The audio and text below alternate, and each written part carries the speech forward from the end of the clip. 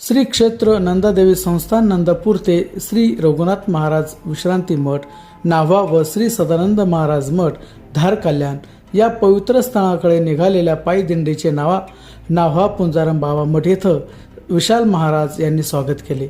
भाविकांनी उत्स्फूर्त स्वागत केले।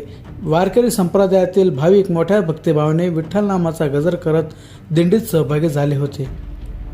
टाळ मृदंगाच्या गजरात आणि अभंगाच्या सुरावटीत संपूर्ण परिसर भक्तिमय झाला।